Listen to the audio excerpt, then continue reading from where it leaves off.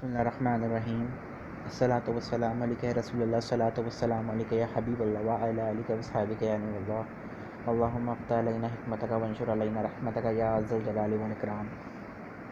ہم پڑھ رہے ہیں قانون شریعت حصہ اول۔ ہم پڑھ رہے تھے قبر کا بیان، ہم پڑھتے ہیں آج قبر کا دبانا۔ دفن کے بعد قبر مردے کو دباتی ہے، مومن کو اس طرح کہ جیسے ماں بچے کو، اور کافر کو اس طرح کہ ادھر کی پسلیاں ادھر ہو جاتی ہیں۔ جب لوگ دفن کر کے لوٹتے ہیں، مردہ ان کے جوتوں کی آواز سنتا ہے۔ منکر نکیر کیسے ہیں اور کب آتے ہیں اور کیا سوال کرتے ہیں؟ اس وقت منکر نکیر دو فرشتے زمین چیرتے ہوئے آتے ہیں۔ ان کی شکل بہت ڈراؤنی ہوتی ہے۔ ان کا بدن کالا، آنکھیں نیلی اور کالی، بہت بڑی بڑی، جس سے آنکھ کی طرح لپٹ نکلتی ہے۔ ان کے ڈراونے بال سر سے پاؤں تک، ان کے دانت بڑے بڑے ہیں جن سے زمین چیرتے ہوئے آتے ہیں۔ مردے کو جھنجھوڑتے ہیں اور جھٹک کر اٹھاتے ہیں، اور بہت سختی کے ساتھ بڑی کڑی آواز سے یہ تین سوال کرتے ہیں: من ربک، تیرا رب کون ہے؟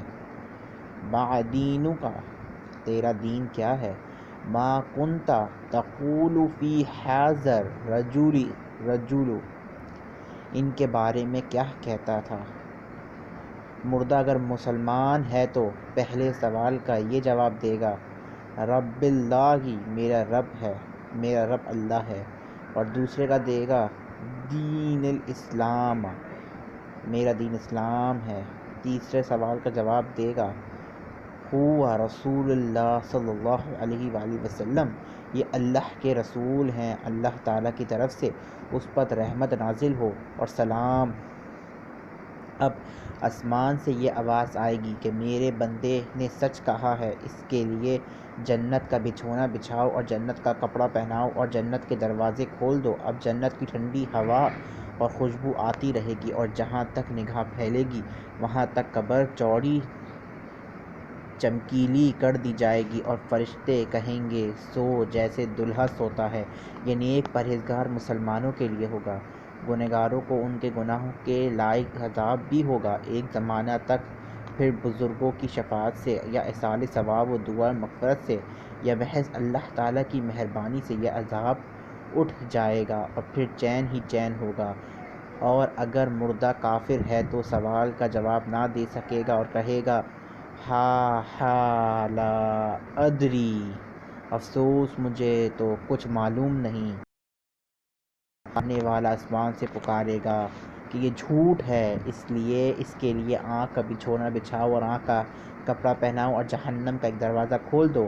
اس کی گرمی اور لپٹ پہنچے گی، اور عذاب دینے کے لیے دو فرشتے مقرر ہوں گے جو بڑے بڑے ہتھوڑے سے مارتے رہیں گے، اور سانپ بچھو بھی کاٹتے رہیں گے، اور قیامت تک طرح طرح کے عذاب ہوتے رہیں گے۔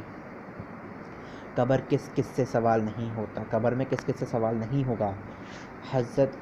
حضرات انبیاء علیہ السلام تو قبر میں سوال ہو نہ انہیں قبر دبائے، اور سوال تو بعض امتیوں سے بھی نہ ہوگا، جیسے جمعہ اور رمضان میں مرنے والے مسلمان سے۔